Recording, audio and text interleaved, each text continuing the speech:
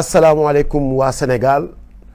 maa ngi nuyu ku ci nekk sa tur ak sa sant ku ci nekk fa nga toog fekk naa la fa ne la jàbb loxo maa ngi massawu sénégalais yi ci li nga xamante ni mooy mbas mi di Covid-19 dugg fi lëmbe réew mi di rey suñu yaay yi di rey suñu papa yi di rey suñu maam yi léegi bàyyeetul sax suñu ndaw ñi mu nekk tiis nekk métit nekk lu diis loo xamante ni yàlla wàcce na ko suñu kaw di ñaan yàlla mi ñu ko wàcceel mu teggilaat ñu ko ci jàmm ak salaam damay profiter aussi ci occasion bi di jaale képp ki nga xamante ni ñàkk nga ci sa bakkan ak képp koo xamante ni ñàkk nga ci sa mbokk ñëpp ñi ci faatu yàlla yërëm leen xare leen ca aljana ya gën a kawe. damay jéggalu aussi la presse sénégalaise parce que j'avais annoncé une conférence de presse mais vu le contexte sanitaire je peux pas vraiment dajale lu tolloog plus de 100 ou 200 journalistes dans une salle pour war a man tamit mën a nekk kii participer ci liy propager ce virus bi nga xamante ni ñëpp dañ ne nañ leen mànkoo booloo pour jëlee ko fi di profiter aussi di remercier la presse crédible la presse sénégalaise crédible les journalistes yi nga xamante ni ils m'ont appelé depuis hier ils n'ont pas arrêté de m'appeler pour vraiment soutenir pour vraiment encourager et pour vraiment même donner des conseils maa ngi leen di jaajëfal xam ngeen seen bopp yéen ñëpp vous avez été très nombreux alhamdulillahi rabbil alamin damay sant yàlla bu baax a baax a baax ndax je ne suis ni surpris je ne suis aussi ni étonné je ne suis aussi ni vraiment surpris je suis dans l'espace public nekk un activiste confirmé nekk quelqu'un qui défend le droit humain nekk quelqu'un qui se bat pour des causes nobles nekk koo xamante ni ça fait 25 ans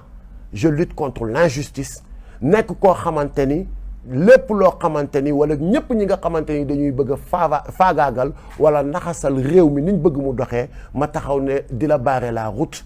quand je m'attendais à ce jour j'attendais à recevoir des coups c'est pas la première fois comme ils ont l'habitude de le faire alors dama ne woon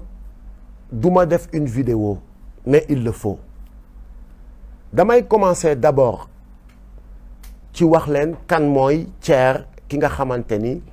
moom moo ma filmé en mon insu dans sa voiture les gars Thier c'est quelqu'un boo xamante ni bi ñu xamante ak moom ça date de 20 ans ñu seq façon teraanga bu ne tenez-vous bien mu nekk koo xamante ni dëkk na Kër Thiat à Kaolack pendant 2 ans mu nekk koo xamante ni dëkk na Kër Tantay Thiat ici à Thiaroye Azur pendant 1 an mu nekk koo xamante ni wax dëgg yàlla à mon insu il se permettait d'aller à Kaolack seeti gi sama yaay yendu fa des fois même fanaan fa suy ñibbi jël xaalis sax jox ko ne ko yaay booy sama ñaan laa jël si woon yow yaay sama sëriñ sama gaañi kii mooy Thier pour ngeen xam li ñu seq ak moom wala fi ñu jaar ak moom kon ku mel noonu su fekkente ni am na intention def lu bon wax dëgg yàlla ay la yëwan man mënuma ko xam mënuma ci am ñaawu njort parce que 20 ans du 1 an 20 ans du 5 ans la nekk nag ca gannaaw Thier ba ñu war a mën a toog ci otom pour mu enregistrer ma loolu lu ñuy dugg la peut-être après ci poursuite dossier bi li tax ma ne damay def vidéo su fekkonte ni y avait pas transaction d'argent du ma ci yëy yàbbi mais da ngeen gis ci début vidéo bi mu am une transaction d'argent boobu li ko waral du lenn lu dul ñëpp xam nañ ma ci samay activité à part mon métier d'artiste damay bay damay jaay oto je suis dans l'élevage Thier moomu ñu seq mbirum jaay oto mu gis sama benn oto mu bëgg ko mais malheureusement tombé wuñu d'accord ci prix bi ba keroog mu gis sama benn oto Hyundai Veloster j'ai les papiers avec moi mu ne ma finalement jaay ma bii sama jabar laa koy jëndal ma ne ko amul benn problème bii mën naa la ki defal xewal ñu tombé d'accord ci 5 millions ah mu indil ma une avance de 2 millions bi ma indilee avance su 2 millions demaat tuuti 30 minutes woo ma ne ma dama fàtte suma kalpe sama carte ki la ne et je dois 500 000 à quelqu'un maa ngi wàññeekuwaat nga abal ma 500 000 bi ma ne ko d'accord mu ñëwaat ma jox ko 500 000 bi garder les 1 million 500 film boobu ngeen di gis ci début bi ma toogee ci oto bi ñu waxtaan plané entre copains mu yëkkati 3 millions jox ma ko pour le reliquat ne ma lii ñaata la ma ne ko 3 li nekk fële ñaata la ma ne ko 1,5 mu ne ma muy ñaata ma ne ko 4,5 mu des ñaata ma ne ko 500 000 donc vidéo bi leeral na boppam kon gis ngeen ko waaye juste que ni comme dafa indi woon jiixi jaaxa ci transaction xaalis bi il fallait vraiment dire à vous les Sénégalais que ni transaction d'argent bi lii mooy li ko wundu lii mooy li ko waral pas autre chose waaye ce site pourri bi nga xamante ni moom moo dugal vidéo bi am lum ca dagg automatiquement dugal affaire bi ci waxtaanum visa bi nga xamante ni man ak sama xarit boobu seq nañ ko mu may demander une aide pour évacuer son enfant bu war a faju ji en France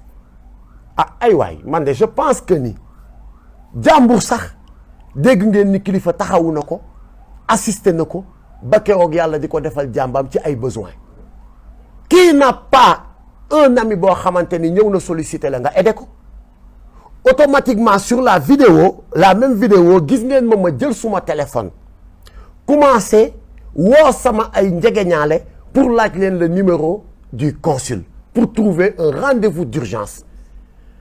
un rendez-vous officiel d'urgence ah gars yi sama gars yi je pense que ni ku nekk ci njëndum visa wala njaayum visa tu vas pas appeler le consul et tu vas pas trouver un rendez-vous avec le consul boo demee ci consul bi lan nga koy wax consul jaay ma visa seetaan leen vidéo bi seetaan ngeen ko ay borom xel ngeen amul fenn foo xamante ni man ak Thier wax nañ ci ay jaay ma visa jëndal ma visa et je pense que ni c'est trop sale benn site bu pourri taxaw xëy xaw ma lan la ci jublu pour faagaagal ay citoyens Thier nag bi nga xamante ni moom expliquer naa leen fi ñu jaar ak li ñu seq loolu lu ñuy lijjanti la avec la justice. ca site boobu ma gis ñu bind escroquerie trafic de visa gis même un jugement gis même que ni man dama am sa ay plainte sama dos man de yéen sénégalais yi fi ma toog di wax ak yéen amul benn police boo xamante ni woo na ma wala benn gendarmerie ne ma kilifa da nga fi am une plainte tu dois venir répondre ba fi may wax ak yéen dégguma ko yëguma ko amul ndax sequma ak benn sénégalais lu muy xëyee war ma mun a porter plainte site boobu jugé ma te man dew ma tribunal taxawuma devant le juge ba juge bi génne ay verdict di ma taxé de escroquerie ak de trafic de visa ah loolu sama gars yi c'est un site qui est habitué à ces faits képp koo xamante ni da nga jóg pour taxaw empêcher à ces gens yi nga xamante ni dañ fi nekk di ñu diriger ci manque de respect ne leen du ci dal site boobu gis nañ ni jug na pour def yu bon pour def yu tilim pour discréditer pour xëpp suñu der yu lu bon waaye bii paa nag ah duñ ci génnee noonu du yombee noonu dinañu ma wax ce site va me dire quand est-ce que j'ai été un escroc et ce site va me dire aussi quand est-ce que j'ai trafiqué de visa s'agissant de visa li ma ci xam mooy sama groupe war a déposer pour une tournée ñu woo ma ne ma vous avez un dépôt demain à 11h ma jël suma passeport yóbbu ko ak les documents d'invitation fi festival bu ñu war a dem wala concert bu ñu war a dem présenter ko ñu juger may ñu visa ñu dem suñu tournée ñibbi si waat ci jàmm ak salaam damay wax nag vous les journalistes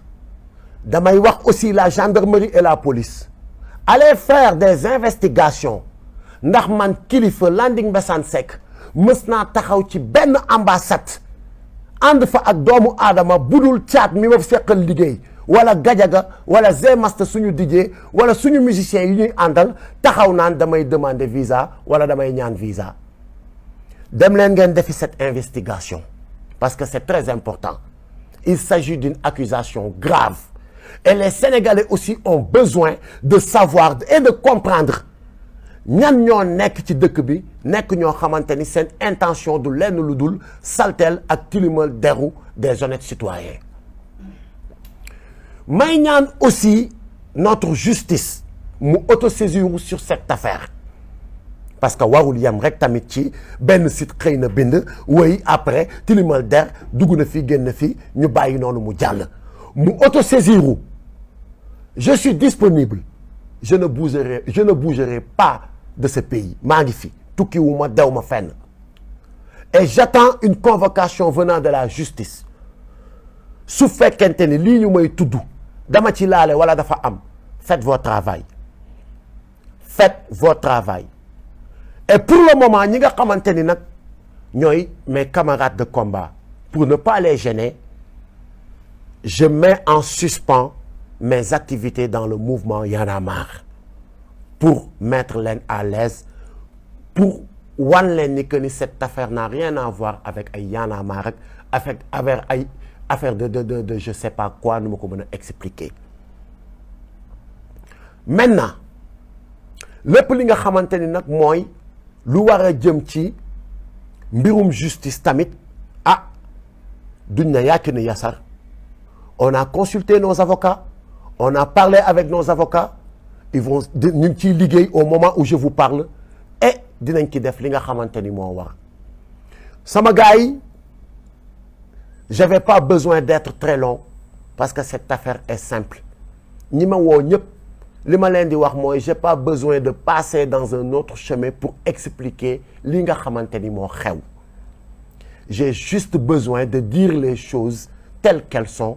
et mooy li nga xamante ni mooy li ma fi wax sama gars ñi l'heure est grave nañu bàyyiwaat suñu xel bu baax a baax ci li nga xamante ni mooy xew Sénégal ñu ngi jëm ci 2024 ñu ngi jëm aussi ci ay élections locales je pense que ni le débat le plus intéressant ou le sujet le plus intéressant c'est de communiquer